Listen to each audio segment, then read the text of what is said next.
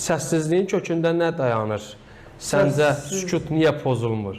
Səssizliyin kökündə dayanan AFFA-nın mövsümün əvvəlində qəbul elədiyi, belə deyək, qanundur məncə.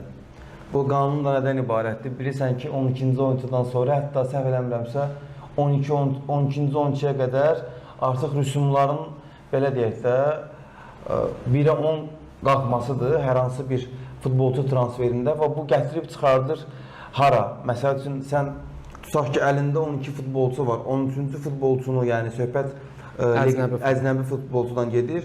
13-cü oyuncunu əgər daxil eləmək istənsənsə, komandanı üzv eləmək istənsənsə, bu futbolçunun həm öz, belə deyək, qazanacağı pul var, həm də ki, rüsum var, həm də ki, AFFA-ya ödəniləsi məbləğ var. Bu məbləğ elə də az deyil. Yəni, biz ona görə qeyd eləmişdik ki, yadıma gəlirsə, səhv eləmirəmsə, iki veriliş bundan öncə qeyd eləmişdik ki, hal-hazırda o komandalar, belə deyək də, daha rahat olacaq ki, mövsümün əvvəlində buna uyğun plan düzüblər. Yəni, elə gətirib, belə deyək də, əznəbiləri komandalara doldurmayıblar. Hansı ki, bunu fikirləşərək qış üçün ən azı 2-3 yer boş saxlayıblar ki, qışda da, yəni ola bilər ki, tutaq ki, sən 12 əznəbi gətirmirsən, məsəl üçün onun 8-i tutmaya bilər, 7-si tutmaya, 5-i belə tutmasa sənin üçün böyük bir problemdir. Və bunun, belə deyək, başqa bir hissəsi də var. O da bundan ibarətdir ki, sən o istəmədiyin əcnəbini göndərmək üçün əlavə yenidən xərcə girməlisən.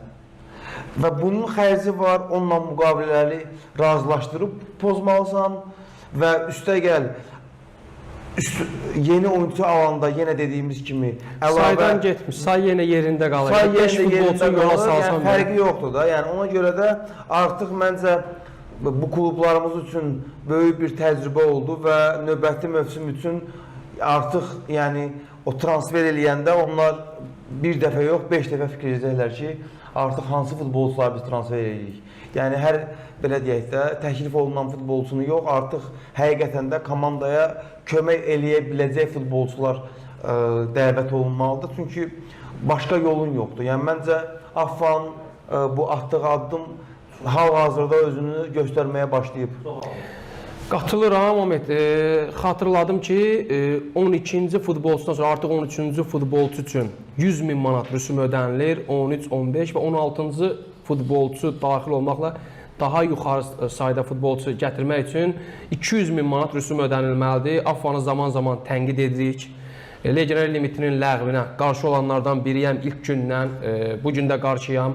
Düşünürəm ki, hazırki dönəmdə Azərbaycan futbolu legioner limitinin ləğvinə hazır deyil. Biz futbolçu yetişdirməliyik, normal futbolçu yetişdirməliyik. Akademiyalar qurmalıyıq, futbol məktəbləri qurmalıyıq. Legioner limitinin ləğvinə hələ var. Amma işdir artıq limit ləğv olunub, fakt qüvvəyə minib. Yəni AFFA-nın buradakı müəyyən punktları var ki, o punktlardan ən önəmlisi artıq milli üzvlərinə güzəşt yoxdur. Əvvəl gedib, nə bilim, Ruandadan, Mozambikdən milli üzvlərini gətirirdilər, milli üzv idi deyə onlara görə rüsum alınmırdı. Bu artıq qüvvədən düşüb, milli üzv oldu, olmadı, legioner hesab olunur. Yəni AFFA-nı bu qərarına görə alqışlayıram, çox doğru qərardır və rüsumlarla bağlı qoyulan məbləğlər, hətta təklif edirəm ki, yeni mövsümdən 12 saya qədər olan rüsumlarda da müəyyən, demirəm ki, dəhşətli dərəcədə rəqəm, amma müəyyən qədər qiymətlər, rəqəmlər, rüsumlar qaldırılsa yaxşı olar. Bu nəyə xidmət edir, Ahmet? Klublar artıq, klub rəsmiləri, funksionerlər artıq bir yox 5 dəfə düşünmək məcburiyyətindədirlər ki, biz elə əcnəbi gətirməliyik ki, ondan istifadə edək.